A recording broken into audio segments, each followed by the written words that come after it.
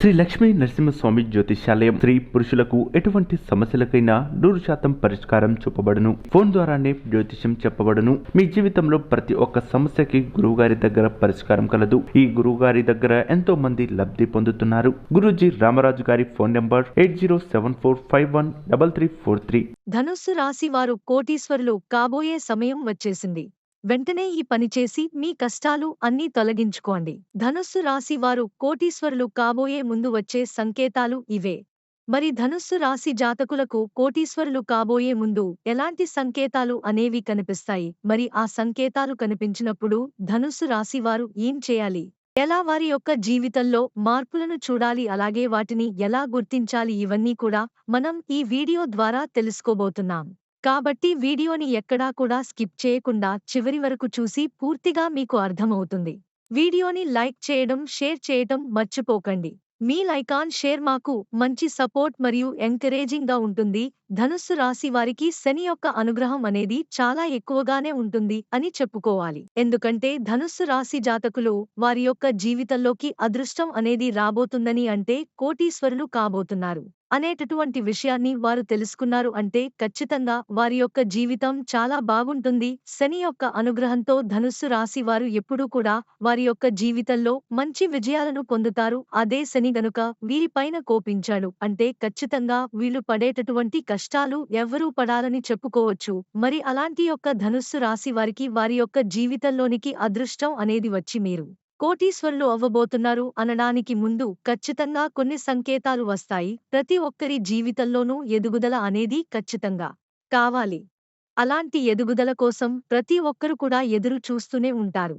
మరి అలాంటి ఎదుగుదల కోసం ఎదురు చూసేటటువంటి ఈ ధనుస్సు రాశి జాతకుల జీవితంలో వారి ఎదుగుదలకు సంబంధించినటువంటి లేదా వారి యొక్క అభ్యున్నతికి, ఇంకా ఆర్థికపరమైనటువంటి స్థిరత్వము మరియు అభివృద్ధికి సంబంధించినటువంటి సంకేతాలు ఏ విధంగా వస్తాయి, అవి వచ్చినప్పుడు ఏ విధంగా మనం గుర్తించాలి, అలాగే వాటిని గుర్తించడం ద్వారా మనం ఇంకా చేసుకోవాల్సిన పరిహారాలు ఏంటి, అలా చేయడం ద్వారా మనం ఏ విధంగా కోటీశ్వరులమవుతాం, ఇదంతా కూడా ఇప్పుడు చూసేద్దాం. మన జీవితంలో ఎదగడానికి మనం పడేటటువంటి కష్టం మనకి ప్రతిఫలంగా డబ్బు రూపంలో వస్తూ ఉంటుంది. ఎందుకంటే మనిషి జీవితంలో ఎదగడానికి కావాల్సిందే ముఖ్యంగా డబ్బే. జీవితంలో సెటిలైపోతూ చాలామంది డబ్బును సంపాదించే క్రమంలోనే ఉంటారు. ఎందుకంటే మనం సెట్ అవ్వడం అంటే మనం డబ్బు సంపాదించడమే. అందుకోసమే ఎన్నో కష్టాలు పడతాడు మానవుడు. మంచి ఉద్యోగం కోసం వ్యాపారం చేస్తూ ఉన్నట్లయితే వ్యాపార అభివృద్ధి కోసం ఇలా అనేక రకాలుగా కష్టపడతాడు. ఆ పడ్డటువంటి కష్టానికి సంబంధించినటువంటి ఫలితం అనేది పొందాలి అంటే ఖచ్చితంగా వారు మాత్రం వాళ్ళు చేసుకోవాల్సింది ఏంటంటే వాళ్ళు చేసుకోవాల్సింది దైవసారాధన. దైవతారాధన ఎప్పుడైతే చేసుకుంటారో ఈ ధనుస్సు రాశి వారికి ఊహించని విధమైనటువంటి సెటిల్మెంట్ వస్తుంది. ఆ సెటిల్మెంట్ వారి లైఫ్ ని ఎలా ముందుకు తీసుకెళ్తుంది అంటే వారి జీవితంలో వారిన ఇలా ఎదిగింది, వారి జీవితంలో బారిన ఇంత బాగా సెటిల్ అయింది అనే విధంగా వారి యొక్క జీవితం అనేది ముందుకు వెళుతుంది. చేసే పనుల్లో ఎన్నో ఆటంకాలని దాటుకుంటూ వారు ఇప్పటివరకు పనులు చేసుకుంటూ వచ్చారు. కానీ ఇప్పుడు వారి జీవితంలోకి కోటీశ్వరుడు కావడానికి ముందు వచ్చే సంకేతాలు వస్తున్నాయి. కాబట్టి వారు ఖచ్చితంగా చేసే ప్రతి పనిలో ఈజీగా ఫిలప్ చేసి అంటే కంప్లీట్ చేసేసుకుంటారన్నమాట. ఉన్న అడ్డంకులు తొలగిపోయి వారి పని ప్రతీది కూడా సులభతరం అయిపోయి ముందుకు వెళ్ళిపోతుంది. అంటే వాళ్ళు కోటీశ్వరుడు కావడానికి ఉన్నటువంటి అనడానికి సంకేతమే వారి పనులు సాఫీగా వెళ్ళిపోవడం అని చెప్పి వాళ్ళు గుర్తించాలి. ఎప్పుడైతే మీరు చేస్తున్నటువంటి పనుల్లో ఎన్నో అడ్డంకులని ఎదుర్కోవలసి ఉండి కూడా మీ పనులు సాఫీగా సాగిపోతున్నాయో అప్పుడు మీరు కోటీశ్వరులు కాబోతున్నారు. అందువల్లే మీకు మార్గం శుభమయ్యింది అని చెప్పి అర్థం చేసుకోవాలి. మీరు కోటీశ్వరులు కావడానికి ముందు ఆర్థిక వనరులు పెరుగుతాయి. ఆదాయం నుండి పెరుగుతాయి అంటే మీరు ఇప్పటివరకు ఉద్యోగం చేస్తూ ఉన్నాడు అంతే, ఈ ఉద్యోగం ద్వారా వచ్చేటటువంటిది వీళ్ళకి ఇన్కమ్.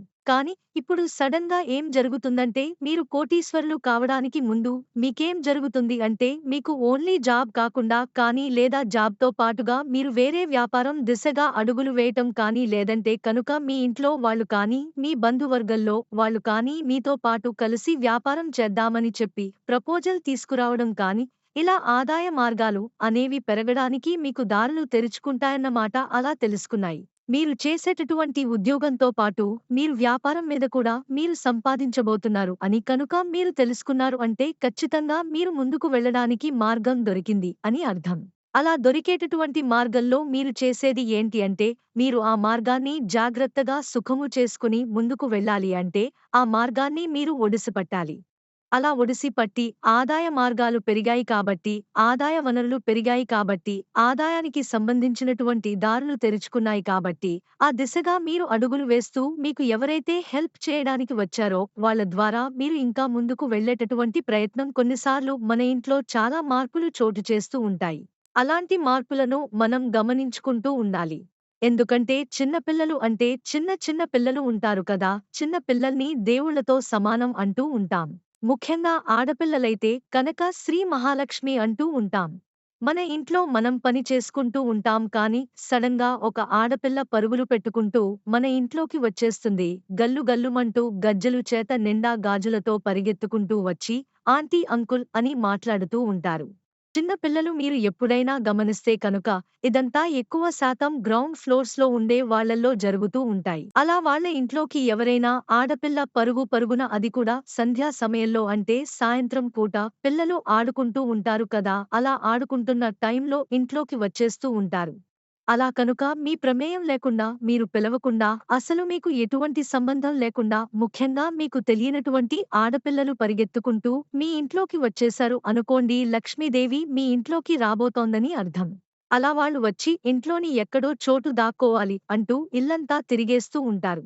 అలాంటి సమయం మీ ఇంట్లోకి లక్ష్మీదేవి రాబోతోంది అని మీకు సంకేతం ఇచ్చినట్టు అన్నమాట. దాన్ని మీరు జాగ్రత్తగా ఒడిసి పట్టుకోవాలి. లక్ష్మీదేవికి ఆరాధన చేసుకుంటూ ఉండాలి. ముఖ్యంగా ఈవినింగ్ టైమ్స్ అంటే సంధ్యా సమయంలో చేసేటటువంటి పూజ లక్ష్మీదేవికి చాలా ప్రీతి మాత్రం. ఆమెకు చక్కగా రావి ఆకు మీద నేతి దీపాన్ని వెలిగించండి. ఇక ఎర్రని పూలతో పూజ చేయండి. ఇవన్నీ కూడా లక్ష్మీదేవిని ప్రీతిపాత్రంగా మనం చేసుకున్నట్టు అన్నమాట. ఇంకా వీలైతే కలువలతో పూజించండి. ఇలాంటి సంఘటనలు జరిగినాయి అంటే ఖచ్చితంగా మీరు లక్ష్మీదేవి ఆరాధన చేసుకుంటూ ఉండాలి.